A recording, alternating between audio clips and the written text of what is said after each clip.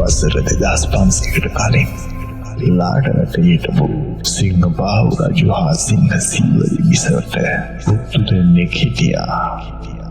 එක්කෙනෙක් සුමිත්තර, ඔහුගේ වැඩිමහල් සහෝදරයාගේ නම විජය.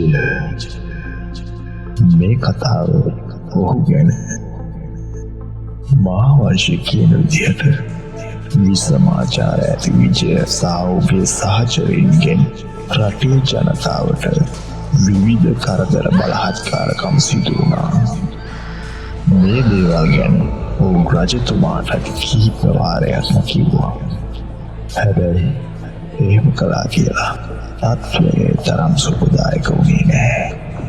ඉවසන්න බැරිම තැන විජයට මරණ දඬුවම නියම කරන්න කියලා ජනතාව රජුගෙන් හරයි ඉල්ලා සිටියා. හැබැයි සිංහබා රජු මොකද කළේ? මේ තත්ත්වය සමතේකටපත් කරන්න කියලා හිතාගෙන විජය සහ ඔහුගේ සහචරයින්ගේ බාගෙට තට්ටේ ගාලා ඔවුන්ව නැවක දාලා රටින් පිටුවහල් කරනවා. මේ පිරිසෙදි නැවත ඉස්සරලාම ආවේ සුපාරය කියන වරායට. එතරම්දිත් කළවුන් දැටි විරෝධතා හින්දා ඔවුන් හැකි ඉක්මනින් ආයෙත් නැවුණා.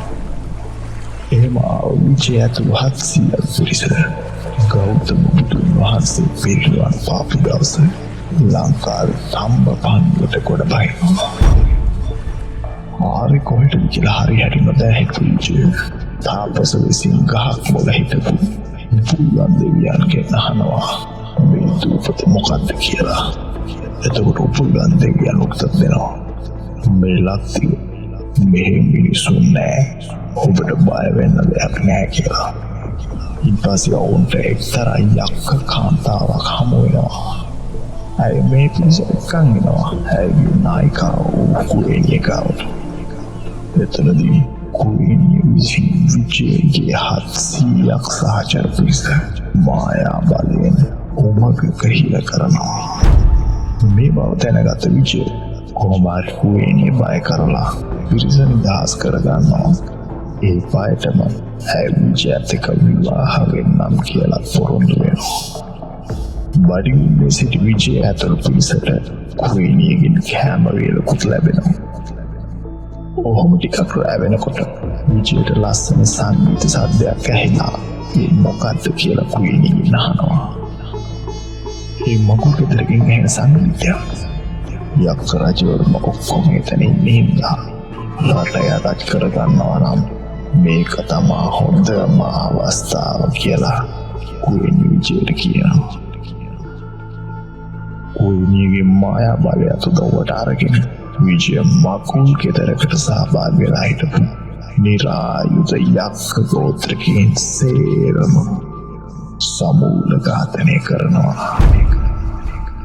විජය රජකම හොරාගෙන තම්බපන්නිය තමන්ගේ රාජධානිය පිහිටවනවා.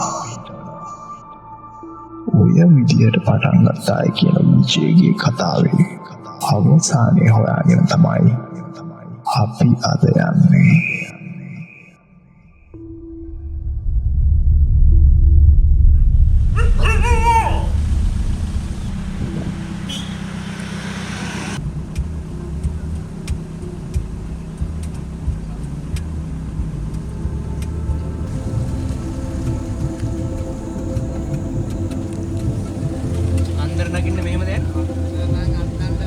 නෑ අපිට පයින් යන්න ලොරි දෙතෙන් දාලා යන්න මේ පාර උඩට ගියාගෙන